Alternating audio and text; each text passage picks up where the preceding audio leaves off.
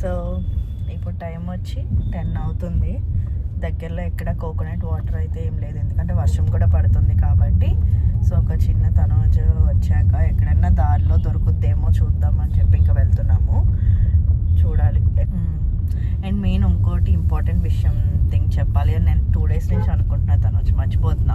Last వ్లాగ్లో కూడా నేను చెప్పకుండా అప్లోడ్ చేసేసా ఒక వ్లాగ్, ఒక short. By the way YouTube నుంచి అయితే నాకు మొన్న పేమెంట్ వచ్చింది. పెద్ద బేసిక్ ఏంటంటే నాకు ఒక అప్కమింగ్ ఒక మంచి స్పిరిచువల్ డివైన్ ట్రిప్ అయితే ఉంది. కనీసం దాని ఫ్లైట్ టికెట్ బుకింగ్ కూడా సరిపోవా డబ్బులు. అంటే అన్నాడు కానీ ఆ ఊహ ఎంత బాగుందో. ఒక 5,000 to 6,000 వేసుకున్నాను, మిగతా మనీ ఒక 10,000 తనోజ్ దాంట్లో నుంచే, తనోజ్కి మొబైల్ నుంచే నేను టికెట్స్ బుక్ చేసుకుంటాను ఎప్పుడు. సో అలాగా నా వంతు అన్నట్టు తనోజ్ దాంట్లో వేసాను అనమాట, నాకు ఒక చిన్న మెమరీ లాగా. అండ్ మిగతా ఒక 4K 3-8 ఎంత ఉంటుందో ఓవరాల్, నాకు ఫిగర్ చెప్పకూడదు కాబట్టి అదేంటో తెలీదు. ఏదైనా ఒక ఐటమ్ చూపించి చెప్పాలి, ఎంత ఇవన్నీ సినిమాటిక్ మన వల్ల కాదులే కానీ. సో మిగతా ఒక 3-8 or 4K ఉంది, అది నేను తనోజ్కి ఒక మంచి టీ-షర్ట్ తీసుకోవాలి అని అనుకుంటున్నాను. తెగొచ్చే ఏంటి చక్క టికెట్ అంటున్నావు, టీ-షర్ట్ అంటున్నావు, షర్ట్ అంటున్నావు. ఇప్పుడే కదా చెప్పాను, నా టికెట్ డబ్బులు కూడా రాలేదు, జస్ట్ ఏదో ఒకటే చెప్తానమ్మా నీకు. It's not about money, how much you are earning, it's about the schedule you are following. Everyday ఒక వర్క్ లాగా, లేదా ఎవ్రీడే ఒక యావిగేషన్ లాగా, లేదంటే ఒక ఏంటంటే ఒక టైం టేబుల్ లాగా, అది అర్థమైందా?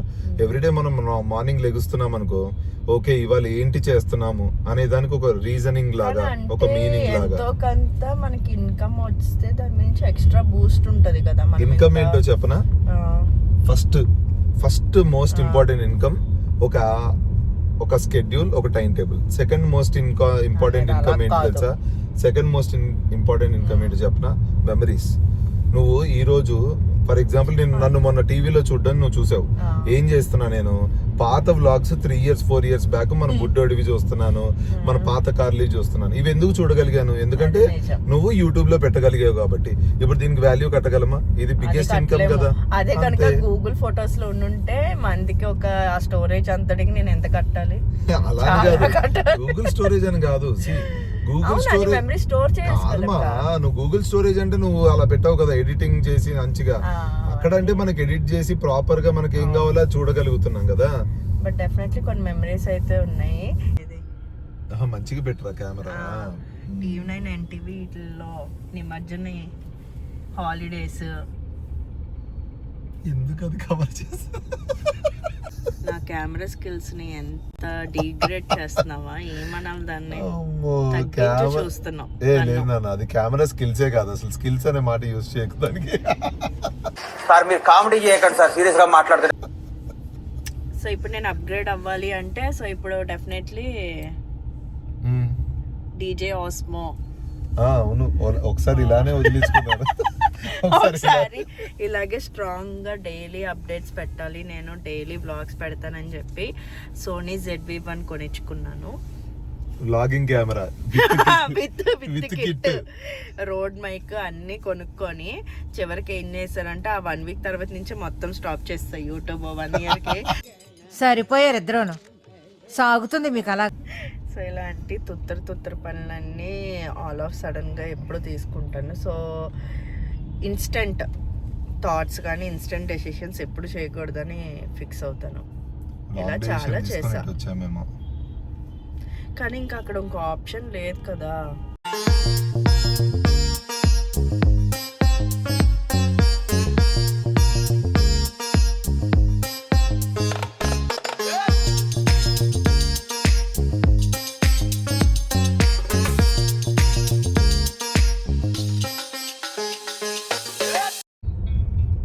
కొబ్బరి నీళ్ళని nearly we came to Jubilee Hills.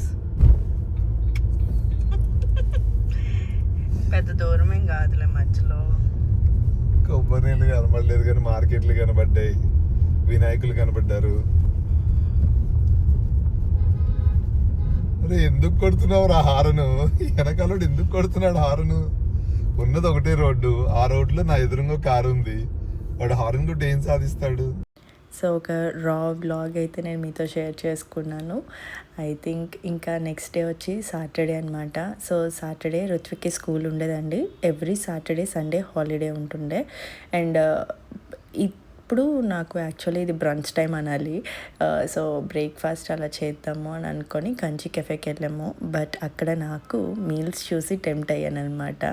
So ఇంకా సర్లే మీల్స్ తిందామా అనుకున్నాము. చూడడానికి చాలా తక్కువ అనిపించింది కానీ బట్ చాలా హెవీగా ఇచ్చారు.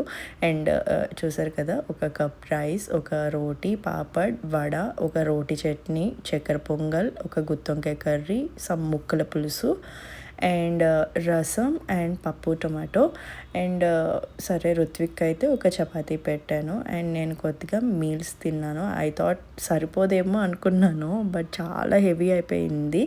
ఇంకా తినలేకపోయాను. హాఫ్ తిని హాఫ్ కూడా తినలేదు. మేము కొంచెం తిని ఇద్దరం అదే చేసాము. తినేసే వాళ్ళగా 2 మీల్స్ అయితే తీసుకున్నాం కానీ ఇద్దరము హాఫ్ కొంచెం కొంచెం తిని వదిలేసి నేనైతే ఫిల్టర్ కాఫీ తాగుదామని అనుకున్నాను. నేను కాఫీ కానీ టీ కానీ చూస్తే ఈజీగా టెంప్ట్ అయిపోయి పర్సన్ని. నాకు టైమింగ్తో సంబంధం ఉండదు.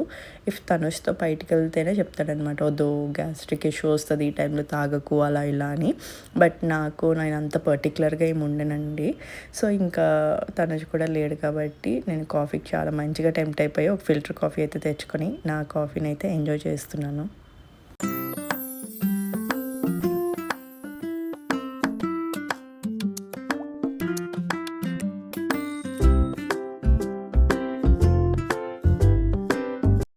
సో ఇంక ఈరోజు తనుజ్ గారు కూడా ఆఫ్టర్నూన్ వచ్చే టైం అయిపోయింది కాబట్టి నేను మార్నింగే చెప్పాను ఇలా స్పోర్ట్స్ది వాకింగ్ షూ కావాలి అని.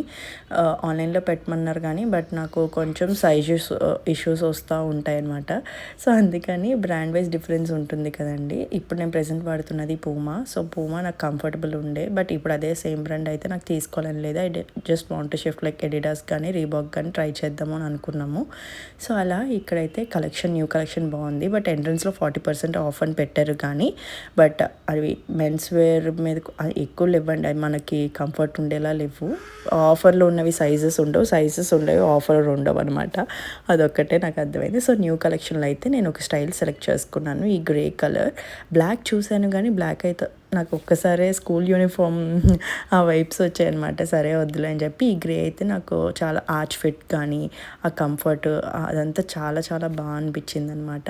సో నేనైతే తీసుకున్నాను. ఇట్ కాస్ట్ మీ 4999 న్యూ కలెక్షన్లో తీసుకున్నాను.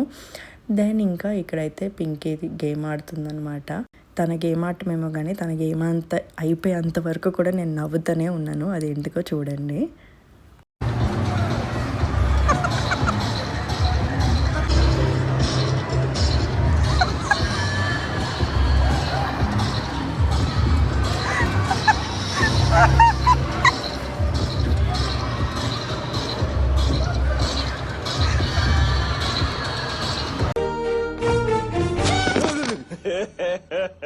ఇంకోసారి